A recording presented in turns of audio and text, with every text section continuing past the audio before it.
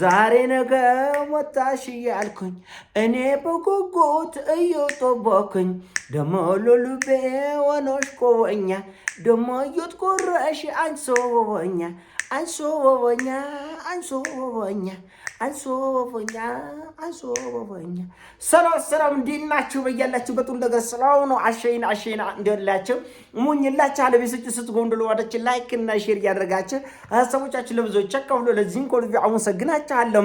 ዛሬ ወደ ሚዛናችን ይዘላችሁ መጣን። እንግዲህ ሰበብ እየፈለገች ከዛሬ ነገ እያለች እዚህ የደረሰችን አሜሪካ ነው። እንግዲህ አሜሪካ እንደምታውቁት ኦማን ላይ ከኢራን ጋር በሚደረገው ድርድር ይሄን ነገር ካልፈጸምሽ እቆጠቆጥሻለሁ ብላ ኢራን ስታስፈራራ ነበር። አልተሳካም። ጄኔቫ ላይ ባለው ድርድር ይሄን ነገር ካልተፈጸመ እቆጠቆጥሻለሁ ስትል ነበር። አሁንም አልተፈጸመም። ዛሬ ደግሞ እንደገና 10 ቀን ሰጥቻታለሁ ለኢራን ወደ ሉባ እንድትመለስ።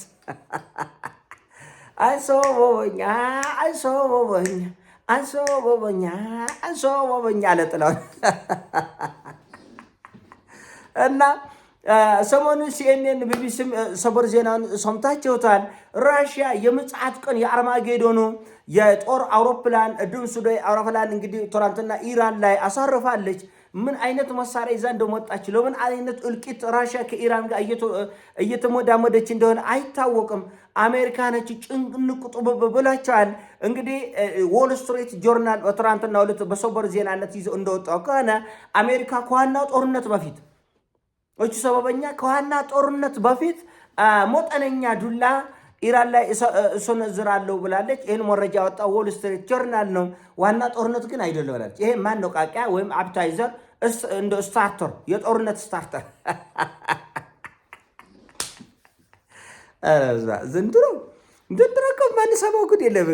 መጠነኛ ዱላ ሊሚትድ ነው። በጣም በዛ የከፋ የኮረፋ ሳይሆን ቀለል ያለ ዱላ ሰጣታል። ይህንን መቀበል አለባት እና ታስታውሱ እንደሆነ በ12 ቀን ጦርነት እስራኤል ኢራንን ከደበደበች በኋላ ኢራን ለዚህም ነገር ምላሽ እንዳትሰጠኝ ብላ አስጠንቅቃ ነበር። ታስታውሱ እንደሆነ ምን ነው ሲባል እኔ ደብድቤያለሁ፣ ኢራን አርፋ እጇንም አፏንም ሰብስባ ትቀመጥ።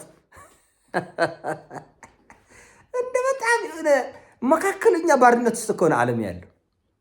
በጣም የሚገርም ነገር እንደገና ትናንትና ኔታንያሁ ራሱ ምንድን ነው ያለ? ኢራን እኛ ላይ ጥቃት ለማድረስ ብትሞክር ታይቶ ተሰምቶ የማይታወቅ ሰቅጣጭ ጥቃት ነው የምናደርሰው ኢራን ላይ። በቀላችን ልዩ ነው፣ ልዩ ሰምታችሁትም አይታችሁትም አታውቁም ነው ያለ። እንግዲህ ኢራን ከዚህ በፊት እስራኤልን ነክታ አታውቅም። ጫፏን ነክታ አታውቅም። ኢራን ምንድነው ሚሳኤሎችን በከፍተኛ ሁኔታ እየታጠቀች ነው። አዎ ኒውክሌር ባለቤት ለመሆን እየሞከረች ነው። አዎ ነገር ግን እስራኤል ነች መታ ኢራንን የደበደበች እንጂ ኢራን እስራኤልን ደብድባ አታውቅም። ኔታንያሁ ትናንትና ምን አለ? ኢራን እኛ ከነካች በግድ ከነካችን አለ። በቀሉ ልዩ ናል እና ይሄ ነገር የሚሳካ አይመስለኝም። እንዳልኳቸው ጊዜ መግዣ ተፈልጓል። በኢራኖቹ በኩል ይሄ ምንድነው የአየር መከላከል ኤር ዲፌንስ ሲስተማቸውን ሞር ለማጠናከርና ለማደራጀት ጊዜ ይፈልጋሉ። በድርድርም ይሁን በሆነ ነገርም ይሁን በተገኘ መንገድ ኢራኖቹ ጊዜ ይፈልጋሉ። ለአንዳንድ የተሻለ ባሊስቲክ ሚሳኤሎችን ተጨማሪ ለማዘጋጀት ለሌላም ይፈልጋሉ። አሜሪካኖቹና እስራኤሎችም ጊዜ ይፈልጋሉ። ጊዜ የሚፈልጉት ምንድነው? የሲአይኤ እና ሞሳድ ኤጀንቶች ቅርቃር ውስጥ ነው ያሉት ኢራን ላይ ማለት ነው። ይቅርታ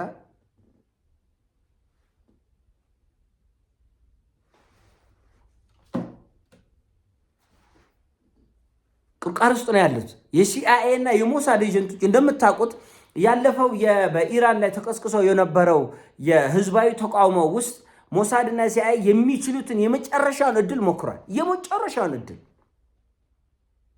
ራሱ ያለምንም ቦምብ ያለምንም ጦርነት ያለምንም ውድመት ኢራኖቹ ማለ ይተኩሳሉ። ህዝቡ ራሱ ጉልብጥ ብሎ የኢራን መንግስትና ህዝብ እርስ በርሱ ከተጫረሰ ተናዶ ወይ እስራኤል ወይ አሜሪካን መደብደብ አይችልም። ይሄ ደግሞ በዓለም ፊት ያፈራርዳል። ስለዚህ ያቺ የመጨረሻ እድል ለመጠቀም የሲአይኤ እና የሞሳድ ደህንነት ሰዎች ባደረጉት እንቅስቃሴ ውስጥ የኢራን የስለላ ወይም ደግሞ የደህንነት ተቋሙ ለቅሞ ይዟል። ለቅሞ የያዛቸውን ደግሞ ቶርች በማድረግ ሌሎች ያሉበትን ቦታ እንዲጠቁምና መረጃዎችን እንዲያወጡ አድርጓል። እና ይሄ የኢንተርኔት ብሎኬጅ በዛ ግጭት ጊዜ የተፈጠረ ነው። የኢንተርኔት ብሎኬጅ አለ እንደምታውቁት። ያ ኢንተርኔት ሙሉ በሙሉ ነው የተቋረጠ፣ ሙሉ በሙሉ። ስለዚህ ሲአይኤ እና የሞሳድ ኤጀንቶች ካለቆቻቸው ጋር በምን ይገናኙ? አብዛኛው መረጃ ያለው ደግሞ ኢራን ውስጥ የሚንቀሳቀሱት የሲአይኤ እና የሞሳድ ደህንነቶች እጅ ላይ ነው ያለ፣ የስለላ ሰዎች እጅ ላይ ነው ያለ። ስለዚህ ካልተገናኙ በምንድን ነው ጥቃት የሚያደርሱት? ኢንተርኔቱ ሙሉ በሙሉ ኢራን ከዓለም ተቆራርጣለች። በምንም አትገናኙ፣ በምንም ሙሉ በሙሉ ነው የተቆረጠ። ስለዚህ እነዚህ ደህንነቶች የተያዙ ተይዘዋል።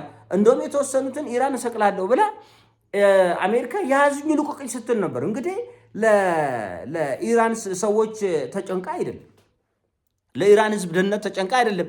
እንዳሰቅሉ ዋ የመጨረሻ እልቂት ይፈጠራል የምትለው የሲአይኤ የደህንነት ኤጀንቶችን የኢራን የስለላ ተቋም ስለያዛቸው። ስለዚህ አሁን የተወሰነ ጊዜ ይፈልጋሉ። አንደኛ ቻይናና ራሽያ እዚህ ጦርነት መሀል ላይ ገብተዋል። እንደምታውቁት ዲስትሮየራቸውን ይዘው የጦር መርከቦቻቸውን ይዘው ሚሳኤሎቻቸውን ይዘው ትናንትና እንዳልካቸው ቻይና ለአብርሃም ሊንከን ያዘጋጀችውን ሚሳኤል እጅግ በጣም የተራቀቀ ሚሳኤል ይዛ ነው የመጣች። ኢራን ተከተለ። አብርሃም ሊንከን በሄደበት ይዛ ነው የመጣች። ለምን? እነዚህ የተራቀቁ የቻይና ሚሳኤሎች ይሄን የአብርሃም ሊንከን በብቸኝነት ወይም ደግሞ በጥሩ ሁኔታ ሊያሰጥም ይችላል የሚለው ግምት ስለተያዘ ነው። እና ጊዜ ይፈልጋሉ አሜሪካኖቹ። ጊዜ ለመግዛት እየሞከሩ እንደሆነ የምትረዱት ነገር ነው። ወደኋላም ወደፊት እያሉ ነው ያሉት። ይሄ ዓለም አቀፍ በነገሮች አጠቃላይ ነው። የእኛ ሰው ልብ ላይለው ይችላል። በእርግጥ እዚህ አፍንጫችን ላይ ያለ እርስ በእርሳችን የምንገባበት ግጭትና እልቂት ምን አይነት ተጽዕኖ ኢኮኖሚያዊ፣ ፖለቲካዊ፣ ማህበራዊ ጉዳዮቻችን ይዞ እንደሚመጣ ማንረዳ ሰዎች የዓለምን ፖለቲካ እንረዳለን ብለው ማሰብ ራሱ እብደት ነው። እኔ ለምሳሌ ምርጫዬ ስለሆነ ነው ይህን አጀንዳ የመመጣው እንጂ ጥሩ ቪው እንደሌለ አውቃለሁ። ሰው ብዙ እንደማያው አውቃለሁ። ምንሰራው ግን ለቪው ስላልሆነ ሀሳቦቻችን ሼር ማድረግ ስላለብን ዓለም አቀፍ ጉዳዮችን መረዳት ስላለ ዓለም አቀፍ ጉዳዮች ስህተት ብሎኛ ደጅ ይመጣል። ለምሳሌ አሜሪካ ግሪንላንድ ልውረር ስትል 70% የሚሆን አሜሪካን ትክክል አይደለም ነው ያለ። ትክክል አይደለም። ጽንፈኛ የሚባሉ አክራሪ የሚባሉ አሜሪካን የትራምፕ ደጋፊዎች ጭምር ተገቢ አይደለም። ለምን? ይዞት የሚመጣው ኢኮኖሚያና ፖለቲካዊ ጫና ስለሚታወቅ ነው። አሁን እኛ የኢራን ጉዳይ የአሜሪካ ጉዳይ ዝም ብሎ የሆነ የመንደር ቡትቶ የሃይማኖት ጉዳይ እንደዛ አይደለም ብዬ ግን የምናገረው ለማን ነው? እኛ ሰው አይሰማም። ጉዳይ እስላምና ክርስቲያን ጦርነት ይመስላል። ከዚች ከኮዳ እንዴት ነው? እኔ እንጃ። በጣም ነው የሚሰቀጥ። ዙሪያ ያለ ሙስሊም አገር እኮ ኢራን ላይ ፊቱን አዙሯል።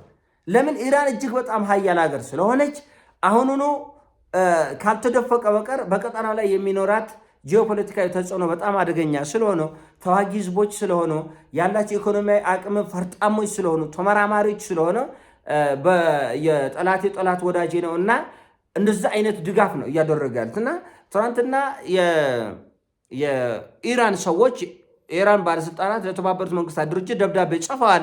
እኛ እዚህ ቀጠናው ላይ በመካከለኛው ምስራቅ አሜሪካ ይህን ሁሉ ኪሎ ሜትር አቋርጣ ከአሜሪካ እስከ መካከለኛው ምስራቅ ድረስ መታ የጦር ቤዝ ገንብታ ሚሳኤሎችን አስቀምጣ የጦር ጀቶችን ይዛ ብትወጋኝ እኔ ምደበድበው ህጋዊ መብት እንዳለኝ እወቁልኝ ብላል ለተባበሩት መንግስታት ድርጅት። ምክንያቱም ለምሳሌ ኢራቅ ላይ ሊኖራት ይችላል። ኢራቅ ላይ የተወሰነ የጦር ቤዝ አላት።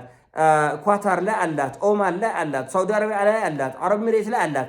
እነዚህ ስመታ የተባበሩት መንግስታት ድርጅት ኢራን ሉዓላዊ የሆነች አገር ደብድባለች በሚል ሌላ ውግዘትና ጫጫታ እየየና ለቅሶ እንዳያነሳ ደብዳቤ ጽፋለች። ወይ ከነዚህ አገር ተነስታ አሜሪካ እኔን ልታጠቃኝ አይገባም ነው፣ ያለበለዚያ ተነስታ ያጠቃችውን አገር ደግሞ እኔ እጅ አጠቃለሁ ነው። አራት ነጥብ። እና ይሄ ጉዳይ ቀላል ጉዳይ አይደለም። እማ አንቺ ጀምሪው አባ አንተ ጀምረው እየተባባለ ነው እንጂ ጦርነቱ አይቀሬ ነው።